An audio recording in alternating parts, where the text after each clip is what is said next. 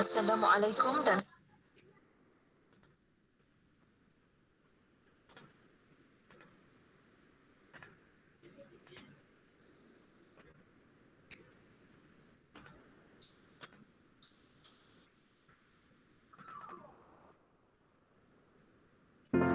Assalamualaikum dan salam.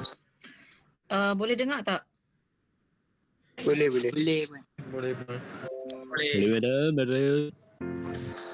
Assalamualaikum dan salam sejahtera.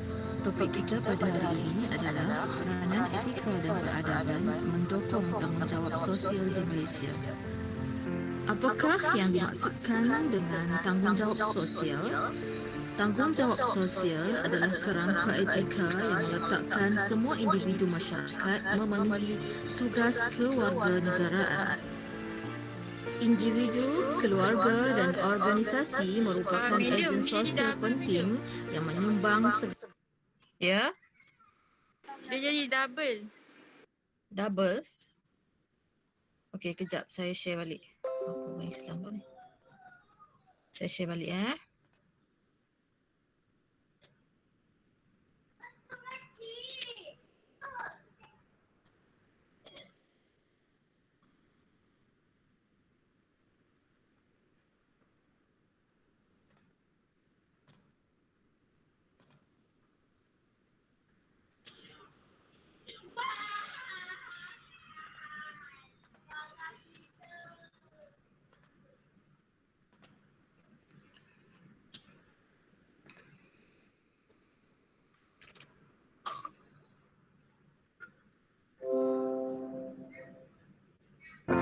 Assalamualaikum dan salam sejahtera.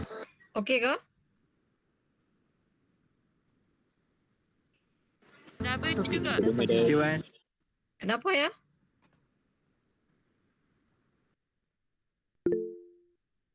adalah peranan etika dan peradaban mendukung tanggungjawab sosial di tutup mic Malaysia. tu. Apakah yang dimaksudkan dengan tanggungjawab sosial? Tanggungjawab sosial adalah kerangka etika yang meletakkan semua individu masyarakat memenuhi tugas kewarganegaraan. Individu, keluarga Double lagi ke? Tak ada, madam. Okey ya? Tak ada. Okey, madam. Okey. dan organisasi merupakan ejen sosial penting yang menyumbang segala bentuk aktiviti dalam sesebuah masyarakat. Sebenarnya dalam memahami etika dan peradaban dan penghayatan yang lebih mendalam, kita kena lihat bahawa setiap insan itu hidup dalam dua realiti. Realiti pertama, realiti autoriti ataupun orang berkuasa, pihak berkuasa. Tarifan harian merupakan realiti sosial yang diterima bersama, tidak terikat oleh undang-undang formal dan memiliki norma yang dikongsi bersama.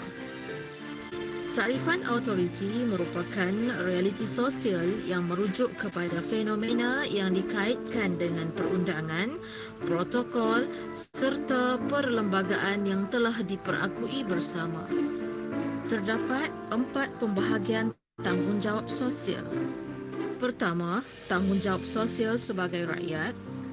Memastikan setiap tindakan yang dilakukan adalah mengikut etika yang baik tanpa pengawasan oleh agensi penguatkuasaan. Kedua, tanggungjawab sosial pekerja. Memberikan perkhidmatan yang terbaik tanpa mengira agama, warna kulit, jantina, fahaman politik dan status sosioekonomi.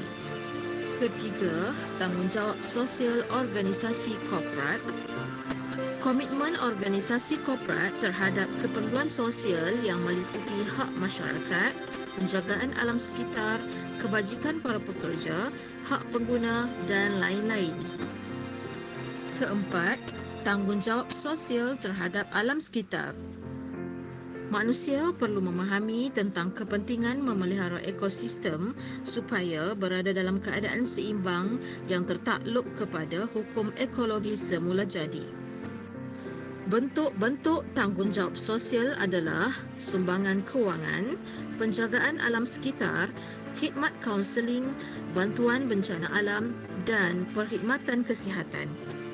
Kesimpulannya, tanggungjawab sosial ini hanya akan berjaya direalisasikan jika setiap individu melaksanakan tanggungjawab secara bersungguh-sungguh dan ikhlas. Sekian, terima kasih dan salam perpaduan.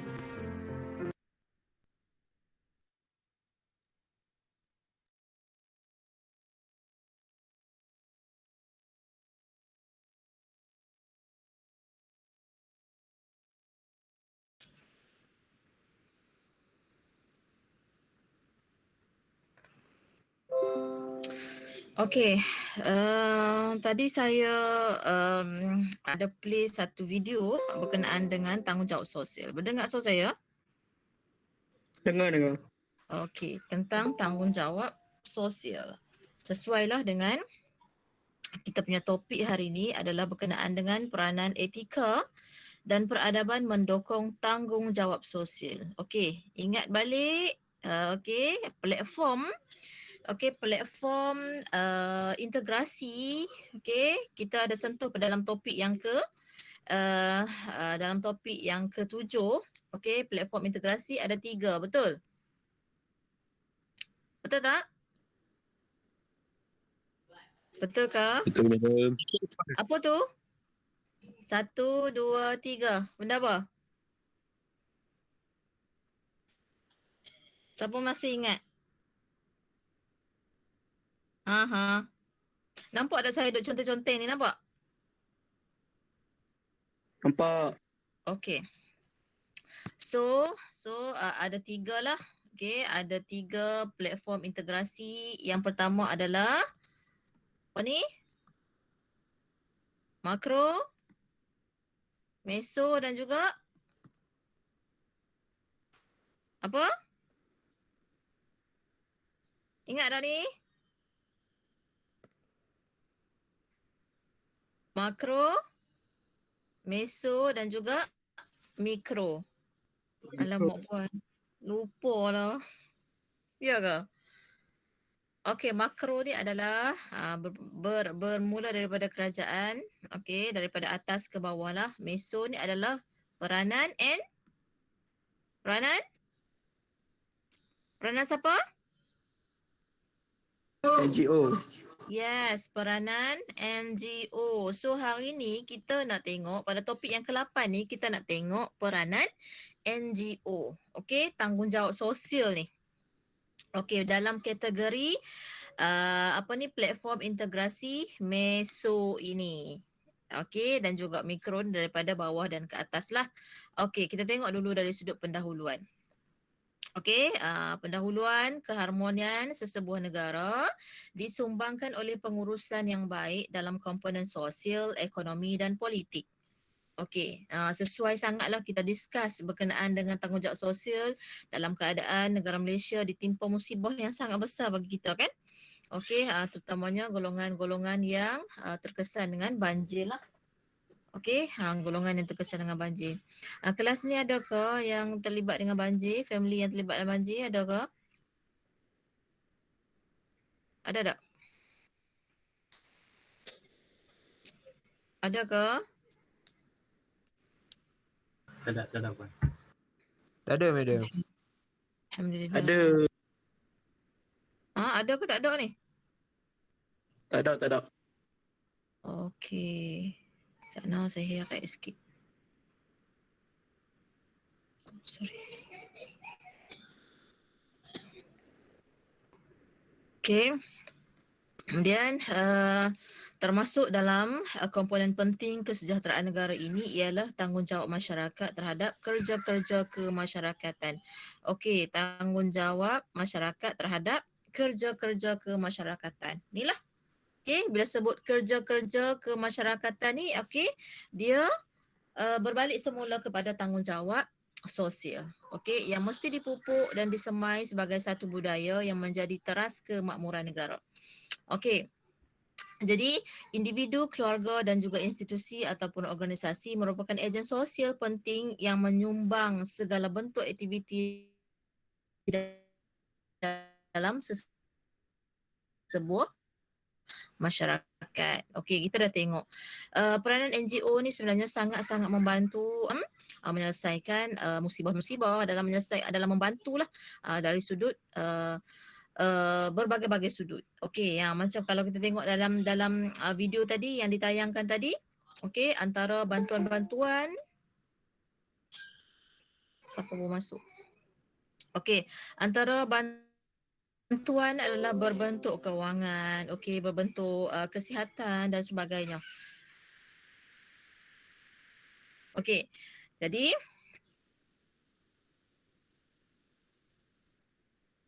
seperti mana yang tadi ada juga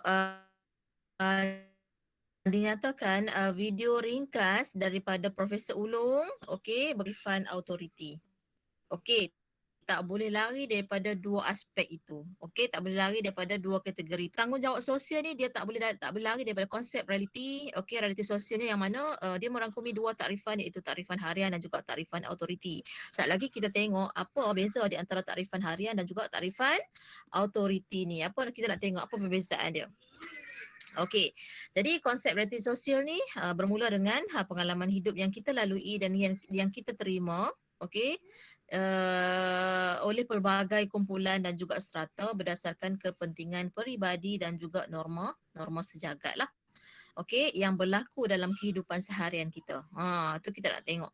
Okey, realiti sosial kita. Kita melalui berbagai-bagai fasa.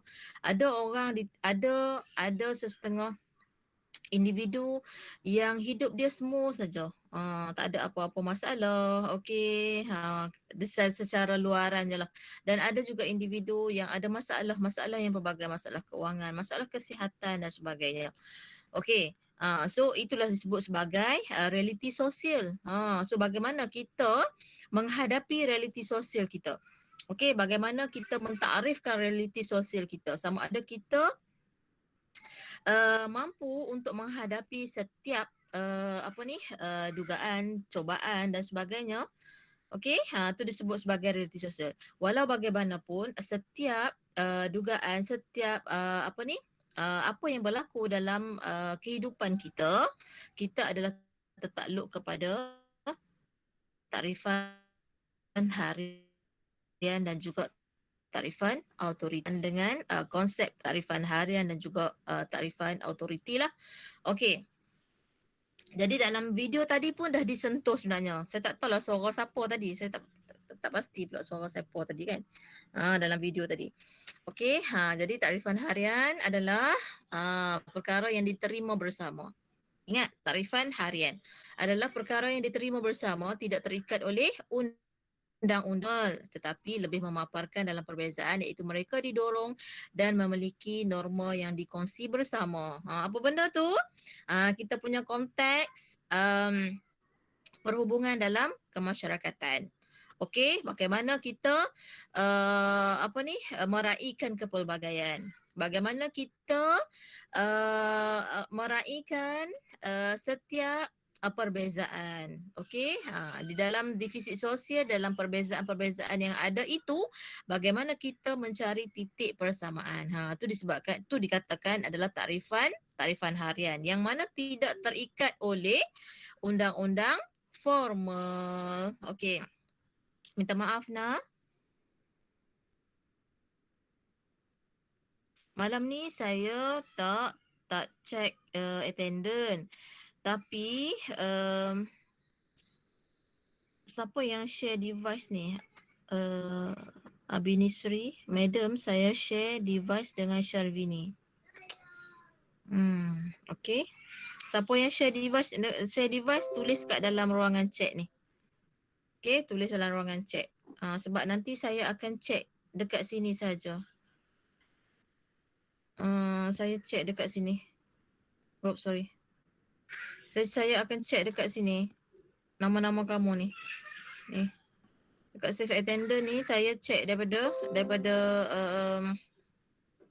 attendant ni lah So siapa yang share device tolong tulis dalam tu sebab saya nak ambil attendant kejap lagi. Okay?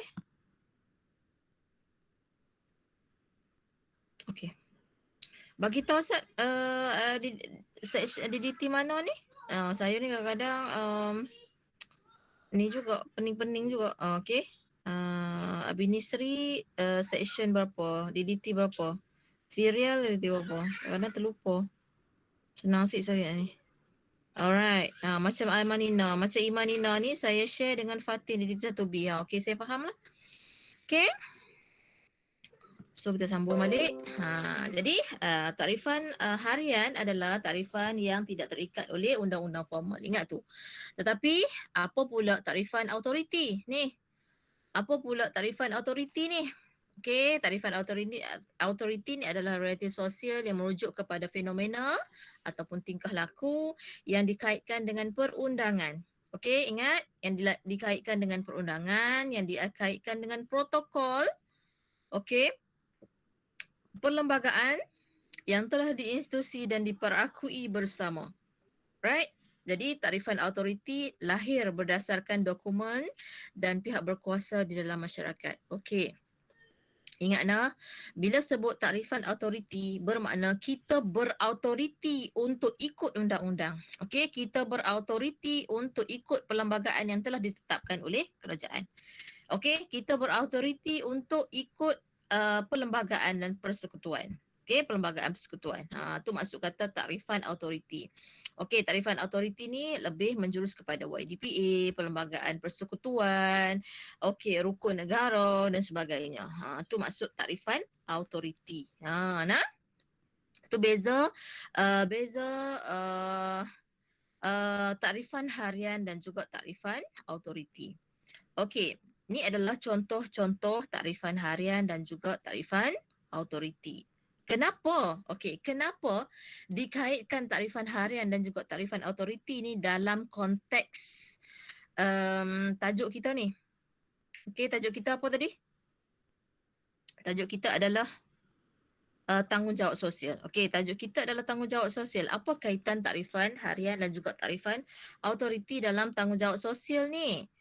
Okey, sangat-sangat berkait rapat. Kerana apa? Setiap tanggungjawab sosial itu tidak boleh membatasi, okey? Tidak boleh lari daripada tarifan harian dan juga tarifan autoriti. Setiap agenda-agenda NGO, setiap agenda-agenda tanggungjawab sosial ni perlu ada batasan yang tertentu. Macam kita sebut pada topik yang ketujuh hari tu, okey, setiap NGO ni perlu ada keizinan daripada pihak persekutuan terlebih dahulu sebelum melaksanakan tugasan lah. Okey. So, ini adalah contoh-contoh tarifan harian. Okey, cuba tengok. Kalau kita tengok gambar YDPA ini adalah contoh bagi tarifan harian atau tarifan autoriti. Okey, siapa nak try? Siapa nak try? Gambar YDPA ni, tarifan harian ataupun tarifan autoriti? Aiman? Aiman, cuba Aiman. Authority kot. Yes, siapa cakap tu? Adib Eman. Oh, Aiman. Oh, sorry. Betul. Okey, YDPA ni adalah tarifan autoriti. Setiap sebabnya YDPA ni ada di bawah Majlis Raja-Raja kan? So kita semua kita berautoriti untuk ikut YDPA. So dan dalam masa yang sama YDPA ni adalah ketua kepada negara kita lah. Okey, kemudian perayaan. Ini perayaan bagi orang Melayu, ini bagi masyarakat India, ni bagi masyarakat Cina, ni bagi orang Borneo lah, Gawai kan. Okey, perayaan-perayaan disebut agak-agak apa dia? Tarifan apa? Tarifan? Autoriti ke tarifan harian? Harian. Okey. Perlembagaan persekutuan?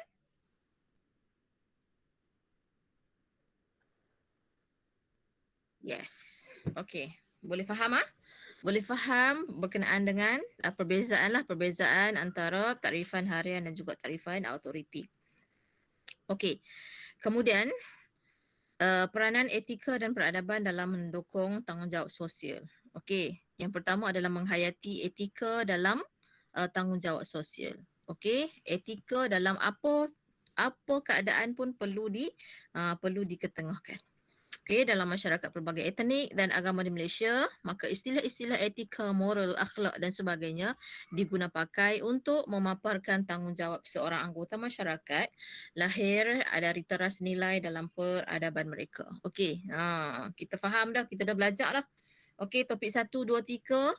Okey, topik 1, 2 dan 3 memang tak lari daripada kita membicarakan berkenaan dengan etika dan juga peradaban. Bagaimana etika itu muncul daripada peradaban-peradaban. Okey, so etika ni sebenarnya titik tolak daripada peradaban-peradaban yang lalu. Antara 4 peradaban yang utama itulah. Okey, peradaban alam Melayu, peradaban Asia, peradaban Barat dan juga peradaban global.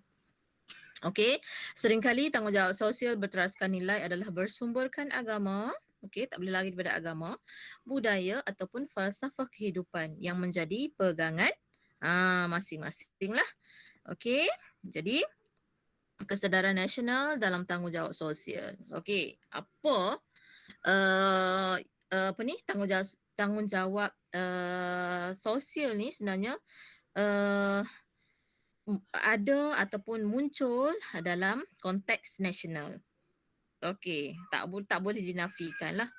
Okey, perpaduan dan integrasi nasional di Malaysia merupakan agenda penting yang mendasari setiap program pembangunan negara. Okey, kestabilan politik dan ekonomi negara boleh tergugat sekiranya perpaduan antara ahli dalam masyarakat sangat rapuh ataupun tak tekan lah.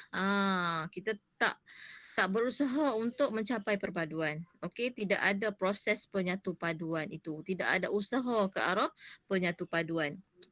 Okey, sebagai sebuah negara yang berbilang kaum, berbeza latar belakang, agama, budaya dan cara hidup, keharmonian dan kemesraan antara anggota masyarakat perlu disemai dan dipupuk antaranya melalui aktiviti kemasyarakatan dan juga kejiranan. Samalah, lebih kurang je lah.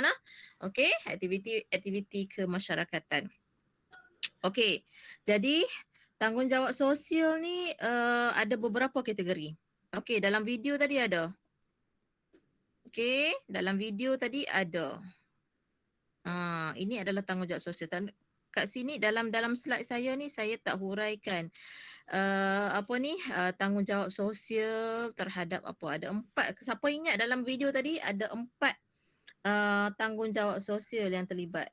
Okey, 1 tanggungjawab sebagai individu. Okey. Sorry, bukan individu. Tanggungjawab sebagai rakyat. Sana. Siapa ingat?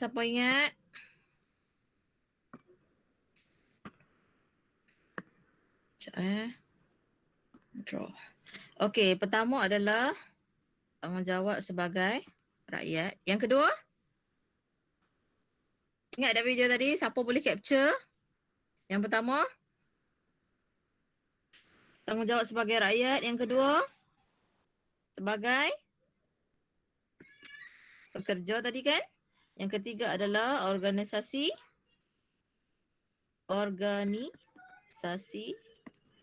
korporat. Okey, dan yang terakhir adalah tanggungjawab terhadap alam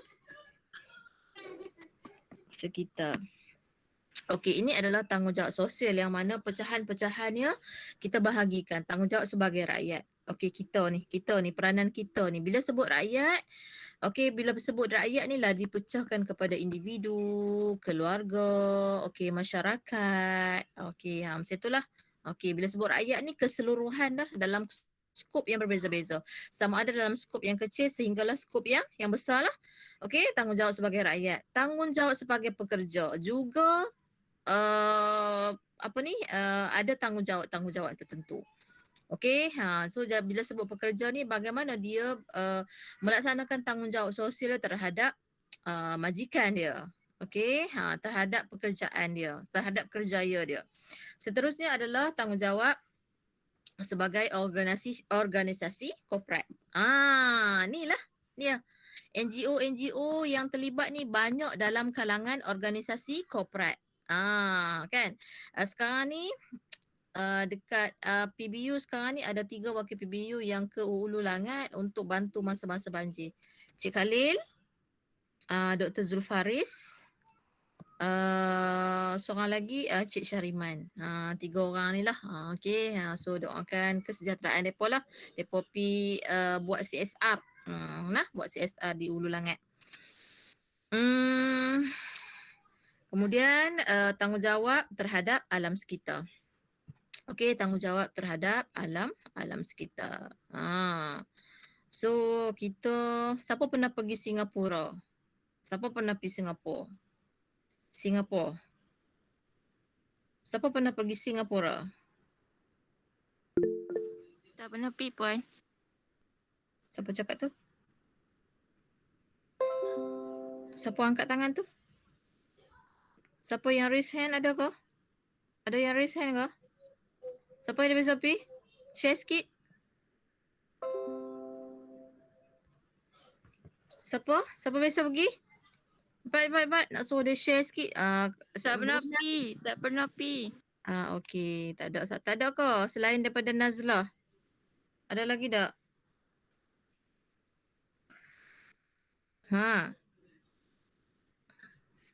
Brunei? Siapa biasa pergi Brunei? Lagi ke tak pernah pergi? Tak nak pergi no? Duduk Malaysia je puan. Tak apalah, tak nak pergi pun tak apa, kita pakat-pakat search lah internet kan. Anggaplah kita terbang ke sana. Siapa ni? Siapa duk raise hand ni? Saya tak nampak lah. Ada yang raise hand ke?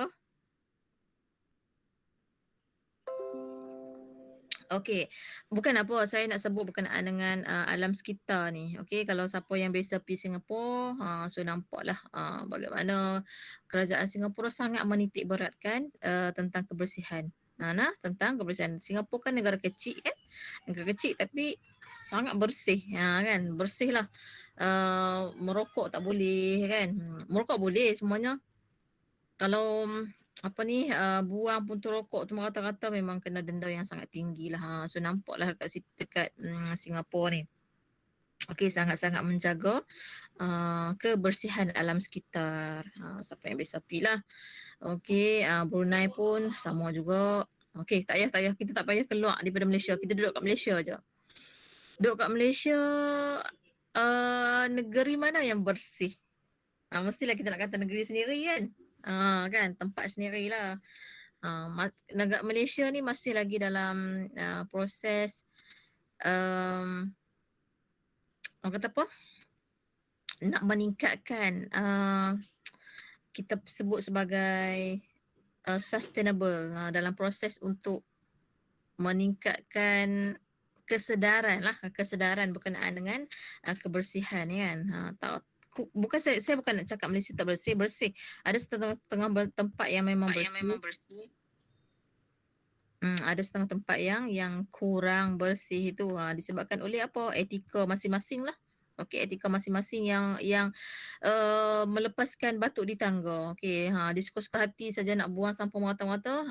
Kononnya tak apa, ada masjid daerah, ada masjid pemadaran, ada cleaner. Macam itulah. Tu antara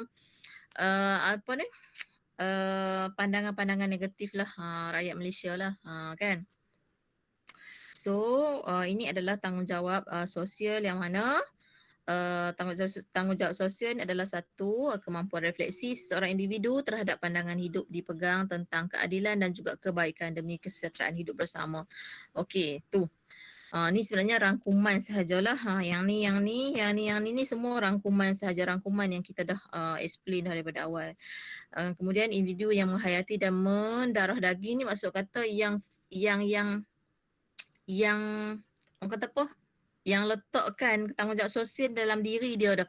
Okey, bertanggungjawab dalam diri, akan sentiasa memerhati, memikir dan juga mengkaji serta menganalisis, mencari penyelesaian dan bertindak untuk memastikan keadilan dan kebaikan sentiasa ditegakkan dalam masyarakat. Contohnya apa dia? Abang Viva kita kan? Follow tak? Abang Viva. Follow tak Abang Viva? Tahu tak? Senyap lah ni. Tak. Siapa tu puan? Oh, tak baca viral kot Abang Vivo ni. Abang Vivo ni dia bawa Vivo, dia letak sampan atas Vivo dia. Okey, berbekalkan RM50. Okey, dia bergerak daripada rumah dia pergi ke Selangor, dia bantu masa banjir. Dah berpuluh-puluh naik boat dia. Amanina, Imanina tahu kan? So saya nak explain kat sini bagaimana yang dikatakan individu yang menghayati tanggungjawab sosial tu. Sedangkan dia tidak terlibat dalam sebarang NGO tetapi disebabkan oleh penghayatan yang sangat tinggi ataupun kesedaran yang sangat tinggi berkenaan dengan tanggungjawab sosial ini, Abang Viva kita ni, okey, bawa Vivo naik Vivo berbekalkan RM50 je ada wang saku dia masa tu. Dia isi minyak Vivo RM20 dan diisi minyak boat dia. Isi minyak boat dia RM30. Bantu mangsa-mangsa banjir. Dan dia lepas pergi ke Selangor, dia pergi ke Pahang pula untuk bantu masa banjir. Alhamdulillah dia punya sense dia sangat tinggi lah. So dia dapat anugerah apa? Jasa Adiwira kan? Adiwira. Baguslah. Tu antara contoh-contoh bagaimana penerapan tanggungjawab sosial tu dalam terhadap seseorang individu lah.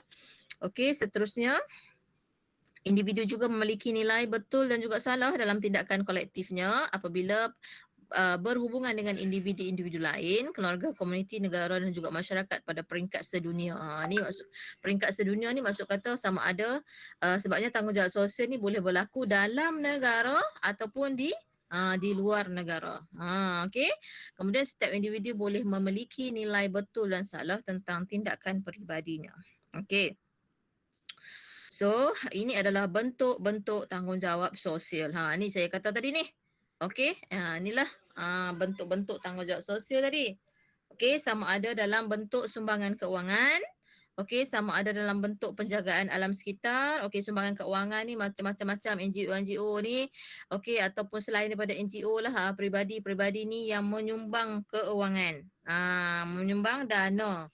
Okey, kemudian dari sudut penjagaan alam sekitar. Macam contohnya Trash Hero, okey, NGO Trash Hero yang kutip untuk recycle 3R kan, reuse, recycle apa semua tu. Kemudian lagi apa dia? PGC, Penang Green Council. PGC, Penang Green Council. Tu pun sama juga. Ramailah NGO yang terlibat dalam penjagaan alam sekitar ni. Kemudian seterusnya adalah khidmat kaunseling. Okey, juga dikatakan ataupun juga dalam kategori tanggungjawab sosial juga. Sebab apa tahu? Sebab emosi golongan yang ditimpa bencana ni sangat terganggu. Okey, tengok macam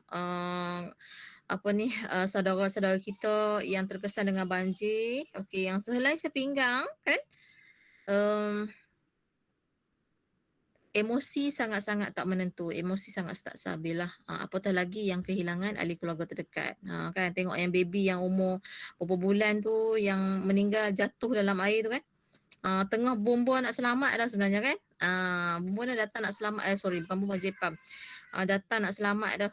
Nak ambil dah baby tu daripada bumbung. Tiba-tiba baby tu jatuh dalam air yang deras lah. Okay. So Jepam ni cuba untuk menyelamat, selam tak jumpa. Kau bayangkanlah. Saya tak boleh bayang. So emosi golongan-golongan yang ditimpa musibah ni, okey, sahabat-sahabat, saudara-saudara kita yang ditimpa musibah ni sangat-sangat terbeban. Okey, sangat-sangat inilah bercelaru lah. That's why lah khidmat kaunseling ni dikatakan sebagai ataupun diperlukan untuk kita menghulurkan bantuan lah untuk tanggungjawab sosial ni. Seterusnya bantuan bencana alam, ni banyak lah okey banyak lah macam contoh yang terdekat kita dalam masa sekarang ni lah.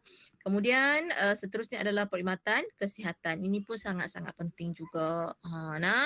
Okey dalam keadaan macam tu kita ni ya Allah macam mana nak cakap bencana alam ditimpa dalam keadaan-keadaan COVID kan timpa dalam keadaan COVID ni sangat-sangat menginsafkan lah sebenarnya. Okay? Sangat-sangat menginsafkan semua. Saya tak pasti kepercayaan masyarakat India, kepercayaan masyarakat Cina macam mana. Tapi kalau kepercayaan masyarakat Melayu ataupun Islam ni, bencana yang akan berlaku ada 4 kan. 4 bencana yang akan berlaku. 1, angin. 2, api. 3, air. 1 lagi tanah. Kan. Ini antara beberapa bencana yang Tuhan akan tunjuk lah. Okey, bencana angin ni macam puting beliung ke. Api ni macam gunung terbakar. Gunung berapi, gunung berapi, kebakaran, lita pintas dan sebagainya. Air, macam banjir ni lah. Okay, tanah ni macam tanah runtuh dan sebagainya. Ini antara beberapa bencana. Sorry keluar topik sikit lah. Keluar topik tapi nak ceritanya antara bencana-bencana yang berlaku lah. Yang berlaku dalam konteks global kita ni. Okey, kemudian macam saya sebut tadi, tanggungjawab sosial ni boleh berlaku dalam dan luar negara. Okey, boleh berlaku dalam dan luar negara. Ni antara yang berlaku lah. Contohnya ni adalah di Syria. Okey, ni di Syria, ni dalam negara. Ni dalam negara. Okey, dalam negara juga banyak lah. Okey, boleh berlaku dalam dan luar negara. Ni di luar negara. Okey, seterusnya minat kesukarelaan. Okey, minat kesukarelaan. Okey, siapa minat sukarela kat sini? Semua minat kan? Ataupun yang bajet-bajet Vogue tu memang mereka tak minat lah, poluh lah, rosak kuku lah, kan? Okey, ni di Lebanon. Ni di mana ni ya? Ni tak nampak lah kat mana tau ni. Ni banyak lah. Okay, ni minat-minat kesukarelaan dalam yang tersemai dalam diri kita lah. Okay, ni banyak lah bantuan-bantuan. Okay, ni bantuan kesihatan. Ni bantuan dari sudut makanan dan sebagainya. Okay, jadi kesimpulannya etika, moral dan juga akhlak adalah elemen makna emosi dalaman manusia. Okay, emosi dalaman. Dia adalah datang daripada nilai dalaman dalam diri kita. Minat sukarela ni lahir. Sebenarnya tak perlu dipupuk pun. Boleh dipupuk tetapi yang datang secara semula jadi itu adalah sebenarnya yang lebih maksud kata lebih ikhlas dia membantulah. Okey, yang dipupuk, yang datang secara dipupuk juga bagus juga, bukan tak bagus. Maksud kata etika benda ni adalah berpunca daripada emosi dalaman manusia itu sendiri. Jadi ia adalah tali-tali pengikat kemanusiaan, social bonding, social siman dan juga sehingga terbina hubungan antara manusia, kumpulan, negara dan juga sedunia lah. Ia perlu dikaji bukan sahaja pada peringkat individu tapi juga pada peringkat akar umbi. Nampak? Okey, pada peringkat mikro. Okey, akar umbi di bawah. Okey, yang tadi platform tadi makro, meso dan juga mikro. Makro daripada atas, daripada kerajaan kepada rakyat. Tapi mikro ni adalah daripada rakyat kepada atasan lah. Okey, daripada bawah ke atas. Tu maksud kata akar umbi tu. Pada bawah ke atas. Kemudian dari sudut masyarakat sivil dan juga pihak-pihak yang berkuasa iaitu makro lah. Okey. Ini adalah kata-kata daripada tokoh falsafah Donald N. Kovac lah. Dia kata seorang saintis bukan sahaja mahir dalam fakta saintifik bidangnya tetapi sedar bahawa sains dan dunia ilmu wujud dalam kerangka masyarakat. Maka setiap kerja saintifik pada dasarnya bermatlamatkan untuk mempromosi dan menjaga kesejahteraan hidup manusia dan juga masyarakat. Okey, betul lah tu. Okey, bidang sains. Sains ni adalah ilmu pengetahuan. Okey, kita menggunakan sains tu. Okey, menggunakan sains tu. Kita memang menggunakan dalam kehidupan seharian kita, kita mengaplikasikan sains. Okey, sebabnya sains ni adalah pengetahuan. Maksud sains adalah pengetahuan. Jadi wujud dalam dunia ilmu kerangka manusia. So masyarakat yang mengguna pakai ilmu sains tersebut. Betul lah apa yang disebut oleh Donald and Kovac ni. Okey, yang ni adalah ringkasan realiti sosial sejagat yang mana dah disimpulkan di pada awal-awal slide tadi dah. Okey, so ini adalah realiti sosial, tanggungjawab sosial yang mana tanggungjawab sosial ini tidak boleh lari daripada takrifan autoriti dan juga takrifan harian. Okey, so ada soalan nak tanya? Sikit je tajuk ni, sikit saja tajuk yang ke-8. Siapa nak tanya boleh tanya. Habis? Okey, siapa ada soalan nak tanya? Tak ada, madam. Okey, saya minta maaf 2 minggu saya tak masuk kelas kamu. Okey, saya terlibat dengan konvo dan kemudian saya ada masalah kesihatan sikitlah nah. Kalau kamu perasan saya duk pegang-pegang saya punya kepala ni, saya ada masalah. Saya tak tahu, masih dalam treatment lah sebenarnya. Okey. So kalau ada soalan nak boleh tanya. Kalau tak ada soalan, tak terfikir nak tanya soalan hari ni, boleh tanya bila-bila masa saja. Okey. So saya pula nak tanya soalan kamu, bagaimana dengan projek? Projek macam mana?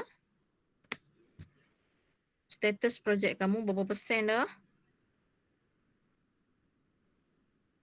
Oh, senyap belakang ni. DDT 1A. Siapa wakil nak jawab ni? DDT 1A. DDT 1A. Cepat. Wakil nak tanya. Wakil nak respon. Ya, Hairul adik. Okey, 1A. Tak ada wakil kau nak jawab? Sudah. Ya, Puan. Apa progress berapa persen dah buat projek? Dah hantar, Puan. Sudah siap. Dah saya hantar. Dah hantar. Biar betul. Hantar Ya, kat mana Puan. ni? Dalam SIDOS yang link tu. Sekejap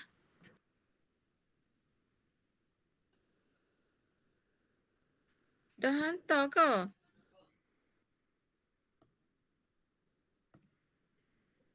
Saat saya cek je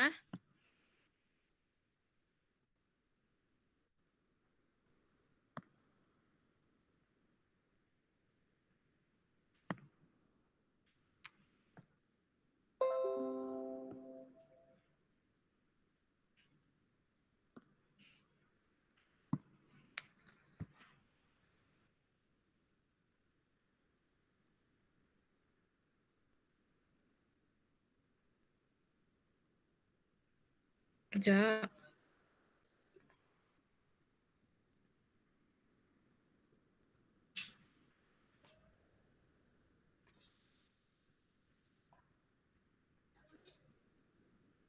Edward?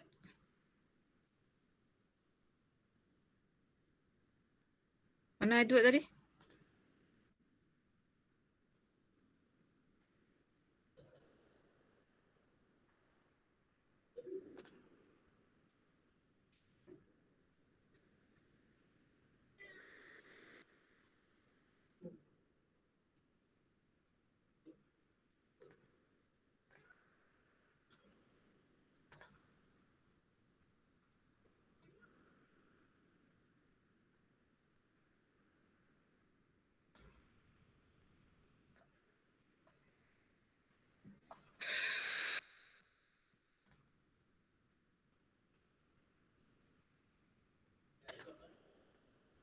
Edward DDT 1A Ya, Puan. 1A.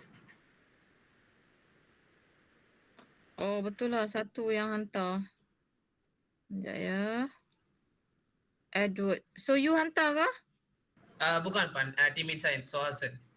So Hassan. Ya. Yes. Betul. Mhm.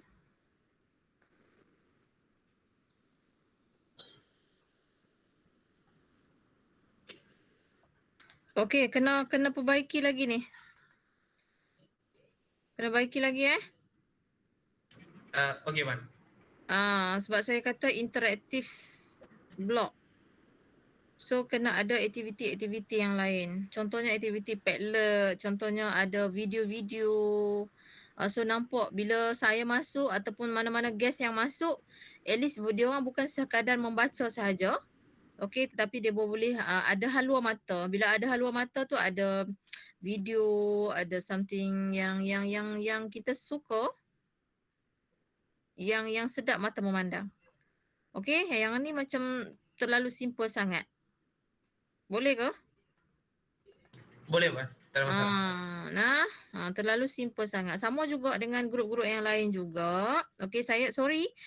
So Hassan and the gang, Edward and the gang, saya minta izin Saya dah buka dah, baru nak minta izin.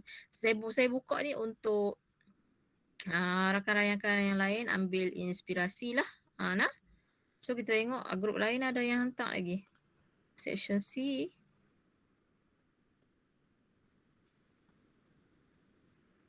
Okay, kejap. Project. Section C ada yang hantar belum? Section 3. Section 3 belum. Okay, start. Walau bagaimanapun, tahniah. Thank you Hassan and Edward and the gang lah. Sebab hantar awal. Okay, tapi kena ni balik kena repair balik blog tu. Okay? Okey Pan. Okay, yang mana yang belum hantar, okay, yang tengah buat, Puan. boleh buat. Yes, Aiman. Last hantar bila? Last hantar bulan 1, berapa hari bulan tu? Sekejap Apa 28 September ni? Silap ni. Sekejap ya, saya check balik. Saya habaq kat kamu hari tu berapa hari bulan? Januari. 10. 5. Ha? Tak silap 5.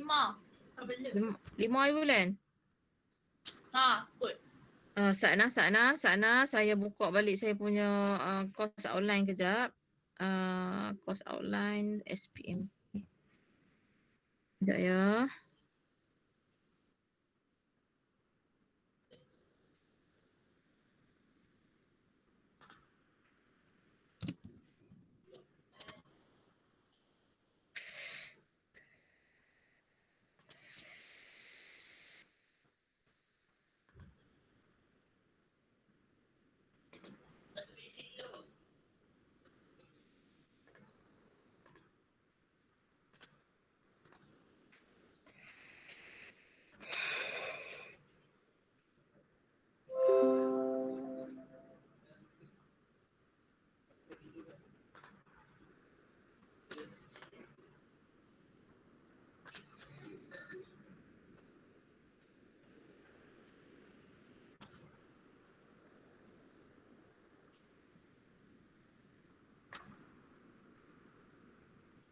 Tujuh hari bulan 1.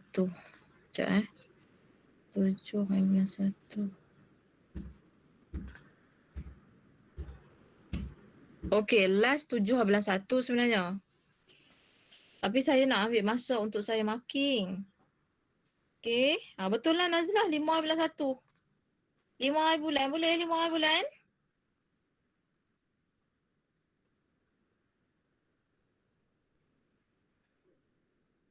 Siapa tanya tadi? Aiman.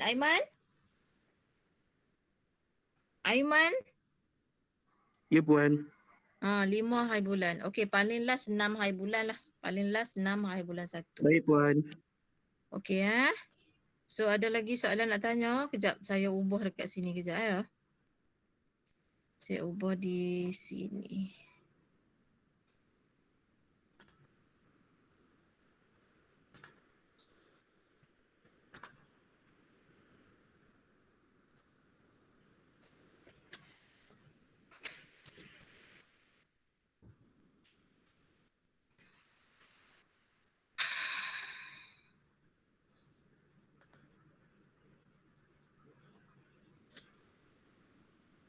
Nanti saya ubah dekat dalam SIDOS tu saya letak 6 hari bulan 1 lah.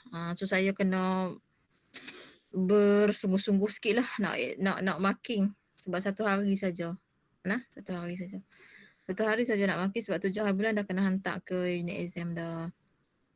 Okay, so by the way, kamu punya markah untuk presentation 1, presentation 2, e-folio dah ada dalam SPMP dah. Saya dah rekodkan dalam SPMP, cuma 1 sahaja markah projek lah.